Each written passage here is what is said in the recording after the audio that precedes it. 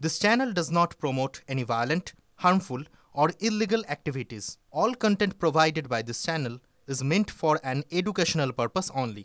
আমি এই সাসপেন্ডকে স্বাগত জানাচ্ছি। তৃণমূল কংগ্রেসের কোনো সাংগঠনিক কোনো পদে হুমায়ুন কবির ছিল না, এখনো নেই। কাজেই তৃণমূল কংগ্রেস থেকে সাসপেন্ড করাটা আমার কাছে কোনো গুরুত্বহীন, এটা আমার কাছে কোনো আকস্মিক কোনো আঘাত আসারও বিষয় নয়। আমি এখানে তৃণমূল কংগ্রেসের কোনো বুথ স্তরের কোনো জায়গায় নেই। প্রত্যাশা করেছিলাম কি করিনি সেটা তো বড় বিষয় না। সাসপেন্ড করেছে আপনাদের মাধ্যমেই শুনেছি। এর আগেও আমি তৃণমূল থেকে বহিষ্কার হয়েছিলাম 6 বছরের জন্য, একইভাবে মিডিয়ার মাধ্যমে বহিষ্কার করা হয়েছিল। এর যোগ্য জবাব তৃণমূল কংগ্রেসকে রাজ্যের ক্ষমতাচ্যুত করে খেসারত দিতে হবে। রাজ্যের আমি মুসলিম একজন, আমার বাবরি মসজিদ করার জন্য এটা সাসপেন্ড হয়েছে বলে আমার মনে হচ্ছে। কাজে আমি সেই সিদ্ধান্ত থেকে পিছু হটব না। তাতে আমার জীবন চলে গেলে যাবে, আমি শহীদ হয়ে গেলে শহীদ হয়ে যাব, কিন্তু 6 তারিখে যেটা বাবরি মসজিদের শিলান্যাস সেটা হবে। তাতে যে কোনো চক্রান্তের মোকাবেলা আমি করব এবং আগামী 22শে ডিসেম্বর বহরমপুরের টেক্সটাইল মোড়ে আমি নতুন দলের সূচনা করব বা নতুন দলকে ওপেন করব সাধারণ মানুষের কাছে, আম পাবলিকের কাছে, এবং বিজেপির বিরুদ্ধেও নির্বাচনে লড়াই করব এবং তলে তলে বিজেপির সাথে যাদের আন্ডারস্ট্যান্ডিং সেই তৃণমূলের সঙ্গেও লড়াই করব। ওনারা বিজেপির মোকাবেলা করবে, আমার দায়িত্ব নাকি বিজেপির মোকাবেলা করার? আমার তো কোনো বিজেপি মোকাবেলা করার জন্য আমাকে কোনো সাংগঠনিক জায়গা দিয়ে রেখেছে না কোনো জায়গায় দিয়ে রেখেছে। বিজেপির বিধায়কদের ভাঙিয়ে এনে তৃণমূলে রেখেছে। আমরা তৃণমূলের বিধায়ক, আমাদের কোনো মর্যাদা নেই, কোনো কথার গুরুত্ব দেয় না। আমাদের মুর্শিদাবাদ জেলায় তৃণমূলের বিধায়ক আছি, আমাদের আইসিডিএসের একটা কর্মী নিয়োগ করারও ক্ষমতা নেই। তো এরকম শাসক দলের মেম্বার থাকলাম না থাকলাম তাতে আমার কিছু যায় আসে না। সেটা কারো কি বানাবো সেটা কারো ডাইরেকশন নেওয়ার আমার প্রয়োজন নেই। আমি বলেছি বাবরি মসজিদের শিলান্যাস করব।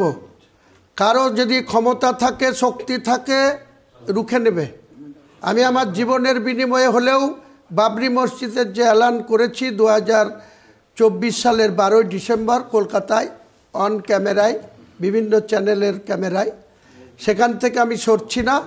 আজকে 4 তারিখ, 6 তারিখে তার শিলান্যাস হবে, ভিত্তি স্থাপন হবে এবং 3 থেকে 4 বছরের মধ্যে বাবরি মসজিদ, তার সঙ্গে ইসলামিক হসপিটাল, মেডিকেল কলেজ, তার সঙ্গে একটি মুসাফিরখানা যেটা 250 রুমের হবে, তার সঙ্গে একটা পার্ক হবে, একটা হেলিপ্যাড হবে। কারো ক্ষমতা থাকলে রুখে নেবে। আমি হুমায়ুন কবির আমার জীবনের বিনিময়ে হলেও এই চ্যালেঞ্জ আমি অ্যাকসেপ্ট করেছি। আমি করে দেখাবো, মুর্শিদাবাদের মানুষকে করে দেখাবো, বাংলার মুসলমান ভাইদের করে দেখাবো, বাংলার ইমানদার মুসলমান ভাইদের করে দেখাবো। মুনাফেকদের মোকাবেলা করব। যারা অমুসলিম আছেন, হিন্দু ভাইরা আছেন, তাদের সঙ্গে আমার কোনো বিরোধ নেই, কোনো প্রতিযোগিতা নেই। আপনারা রাম মন্দির করেছেন, আপনাদের জগন্নাথ মন্দির হয়েছে, আবার নিউ টাউনে আপনারা মুখ্যমন্ত্রীর কাছ থেকে জায়গা পেয়েছেন, সেখানে মন্দির করুন। শিলিগুড়িতে জায়গা হচ্ছে, ওখানে সাগর মেলায় যাওয়ার জন্য 1700 কোটি টাকা মুখ্যমন্ত্রী সরকারি টাকা অনুমোদন করেছে, টেন্ডার হয়েছে, হোক। আমি মুসলমানদের টাকায় আমার ট্রাস্টের মাধ্যমে এই যেগুলি ঘোষণা করলাম, ইসলামিক হসপিটাল, মেডিকেল কলেজ, মুসাফিরখানা, একটা পার্ক, একটা হেলিপ্যাড, কে কি অভিযোগ করছে তাতে আমার কিছু যায় আসে না। তাদের কোনো অভিযোগের কোনো জবাব দেওয়ার আমার প্রয়োজন নেই। যে ববি হাকিম এত নিয়ম নীতি শোনাচ্ছে, সে কেন বলেছিল যে মুসলিম হয়ে যারা জন্মায়নি তারা সব অভাগা? কেন বলেছিল? সেটা কি সাম্প্রদায়িক কথা ছিল না ধর্মনিরপেক্ষ কথা ছিল? সেই কথার জবাব যতক্ষণ ববি হাকিম না দেবে, ববি হাকিমের কোনো কথার জবাব আমি দেব না। বিধায়ক পদ থেকে 22 তারিখে আমার দল ওপেন করব, তার আগেই আমি মাননীয় বিমান বন্দ্যোপাধ্যায়ের কাছে গিয়ে আমার টিএমসির বিধায়ক পদ যেটা নির্বাচিত হয়ে আছে সেটা রিজাইন করে দেব।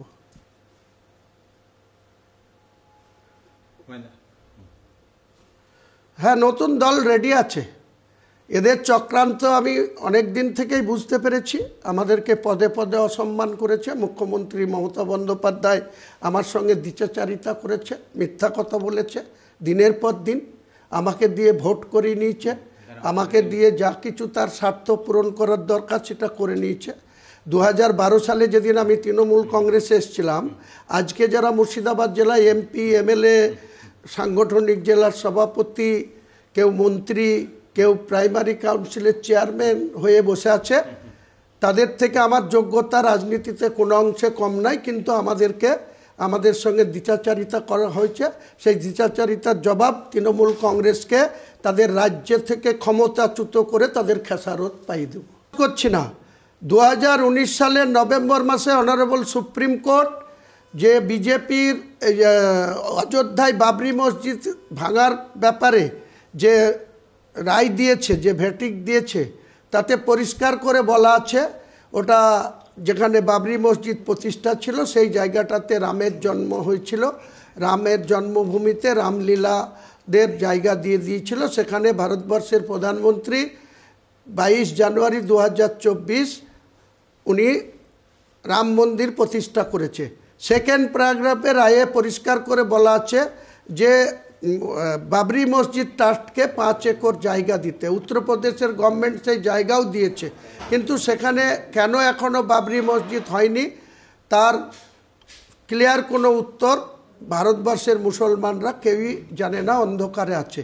আমি আমার জীবন চলে যাবে, আমি যতক্ষণ কেউ একজন উত্তরপ্রদেশ থেকে আমার মাথা কেটে নেওয়ার 1 কোটি টাকা পেড করেছে, মাথা কেটে নেবে, আমাকে অ্যারেস্ট করবে, আমাকে জেলে পুরবে, চিরদিন জেলে থাকবো না। বামফ্রন্টের আমলে বিনা কারণে আমাদেরকে বহু মিথ্যা মামলা খেতে হয়েছিল।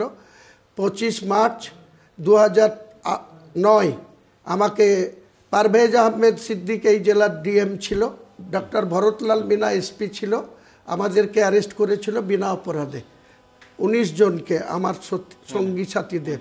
এবং সেই অ্যারেস্টের পরে আমি 81 দিন ওই যে ওনাদের সঙ্গে যে ববি হাকিম বলছেন,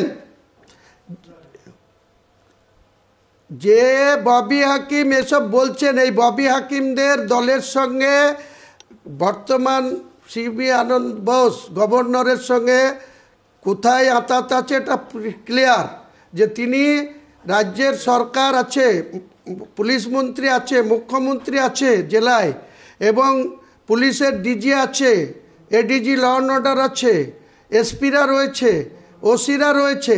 তারা যদি আমি কোনো আইন ভাঙে আমার বিরুদ্ধে যে কোনো টাইমে ব্যবস্থা নেওয়ার ক্ষমতা তিনারা রাখে, তিনারা আমাকে অ্যারেস্ট করবে, আমি ওয়েলকাম জানাবো, অ্যারেস্ট হয়ে জেলে চলে যাব। কিন্তু সিবি আনন্দ বোস এখানে 355 লাগু হয়নি, 356 লাগু হয়নি। তিনি এখতিয়ারের বাইরে গিয়ে টিএমসির সঙ্গে আতাত করে তিনি আমাকে হোম অ্যারেস্ট করার জন্য নির্দেশ দিচ্ছেন।